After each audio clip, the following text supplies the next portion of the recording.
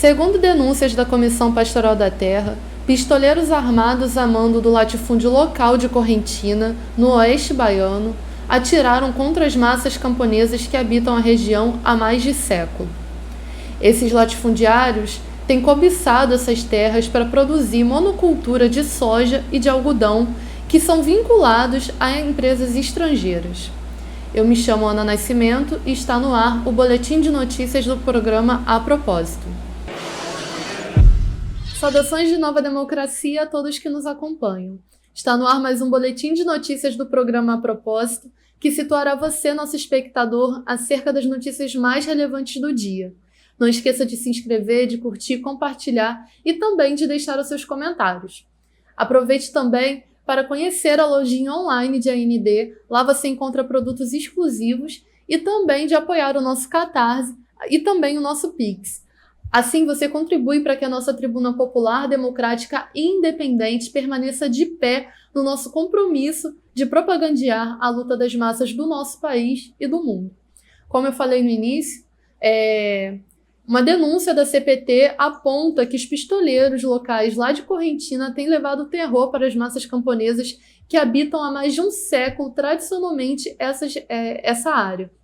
Os pistoleiros balearam nessa última terça-feira 3 camponeses, sendo eles o Gelson Neves, de 58 anos, que foi alvejado na barriga, Alexandro de Jesus Matos, de 43 anos, que foi ferido no braço e também na costela, e Vivaldo José dos Santos, de 68 anos, que foi baleado na clavícula.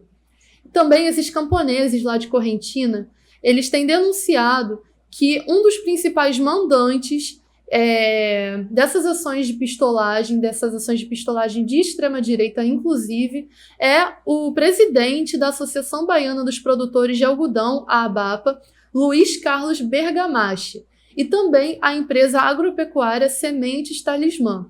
E também eles colocam que desde 2013, esses latifundiários contrataram uma empresa de um ex-policial militar, o Carlos Erlani, que é famoso na região por promover e ordenar grupos de pistolagem a mando e a serviço desses latifundiários.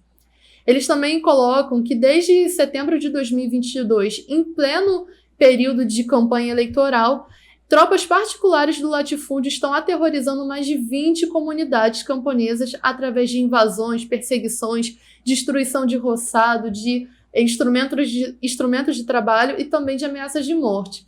E vale lembrar que em pleno período eleitoral, lá no ano passado, esses camponeses foram alvos de 6 atentados por parte desses pistoleiros. E a atuação desse bando de extrema-direita ocorre desde o município de Correntina até o de Santa Maria da Vitória, que fica lá no Cerrado Baiano. Ou seja, mais um dia de programa aqui no nosso canal que a gente denuncia mais um atentado contra as massas camponesas em luta no nosso país. Vale lembrar que a região aí de Correntina também é um palco de grande luta camponesa. Nos últimos meses, nos últimos tempos, também teve ocupação de terra. E esses camponeses têm lutado pelo direito de produzir, pelo direito de viver, pelo direito de sobreviver. E esses avanços do latifúndio impedem justamente o seu direito, inclusive, à vida. E, inclusive, a CPT tem denunciado que as autoridades, tais como o governador, não têm atendido às necessidades e às necessidades mesmo, né, e às demandas dessas massas camponesas. Pelo contrário, tem feito vista grossa e ignorado tudo o que tem acontecido. Ou seja, cabe novamente aqui a gente rechaçar o que tem acontecido contra essas massas de camponeses. Outra coisa que aconteceu também hoje, que deve nos causar indignação profunda e grande solidariedade de classe internacional, é a reforma da Previdência do reacionário imperialista Macron, que foi aprovada pelo Conselho Constitucional da França.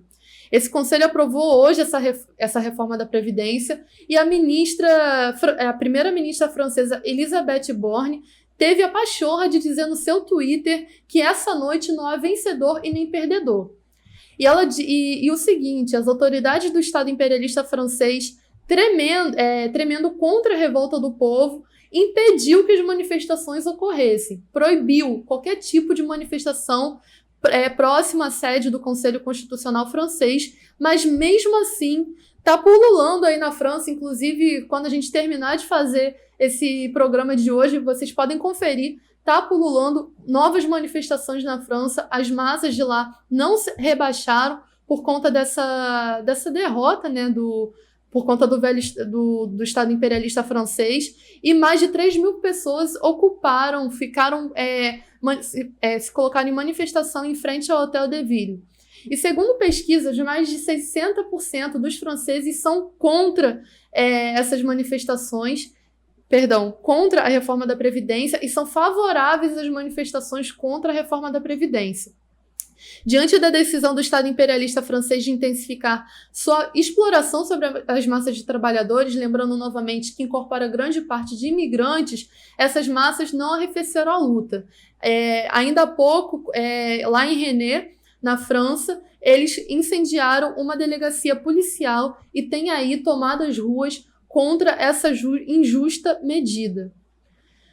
Também trazendo aqui a PM de Tarcísio de Freitas, lá em São Paulo, agride trabalhadores motociclistas em Capão Redondo. Vídeos de segurança divulgados recentemente pelo monopólio de imprensa do G1 mostram cenas de violência policial contra pedestres e contra motociclistas durante uma abordagem policial à madrugada, às 4 horas da manhã, no dia 26 de março. E essa abordagem aconteceu com socos, chutes e pauladas. E também vale lembrar que recentemente, no dia 6 de abril, um outro caso de violência aconteceu por conta da Guarda Municipal, lá de Taboão da Serra, em São Paulo, que executou um jovem motociclista que já estava rendido no chão, e eles executaram com 2 tiros essa pessoa. Ou seja, fica aí patente qual é a gestão da pobreza, qual é a gestão do velho Estado em relação à segurança pública e em relação à violência no estado de São Paulo, e também que é um panorama para o que tem acontecido ao redor do nosso país. Ou seja, é uma gestão da pobreza de cercear o direito de ir e vir dessas pessoas, primeiro mata, depois pergunta. É essa a gestão, essa é a forma que o velho Estado lida aqui no Brasil com as pessoas pobres, e é isso que o Estado de São Paulo tem promovido, mais terrorismo contra essas massas. Por fim, a Polícia Federal tem 10 dias, a mando, né, do ministro Alexandre de Moraes, para ouvir o Bolsonaro quanto à bolsonarada do dia 8 de janeiro. Esse ministro do STF determinou à polícia de realizar a oitiva no Bolsonaro sobre a bolsonarada que atacou a sede dos 3 poderes no dia 8 de janeiro. Todos nós lembramos o que isso significou. E o argumento para tal depoimento exigido por Moraes é quanto a uma postagem nas redes sociais realizadas pelo ex-presidente Bolsonaro, que ele fez 2 dias após as invasões, questionando o resultado das eleições e a veracidade do sistema eleitoral. Vale lembrar, né, que não é só essa postagem de 2 dias depois da bolsonarada. É tudo que ele instigou desde da sua derrota nas urnas, desde outubro do ano passado. E desde o que ele vinha falando antes, que se perdesse, que ele ia questionar o resultado das eleições. Ou seja, não é só, e não pode ser só, por conta desse tweet que ele colocou nas suas redes sociais e depois apagou.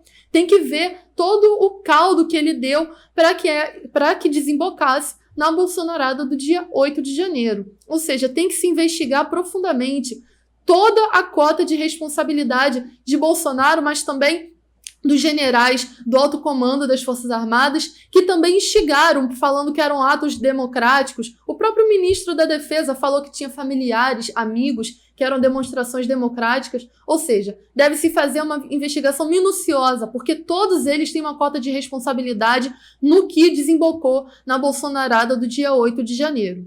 Eu me despeço por aqui, espero que vocês tenham gostado do episódio de hoje e até o próximo episódio. Isso daí vai estar no YouTube, o bagulho é geral acessar e postar no Face, postar no Twitter, pra espalhar mesmo.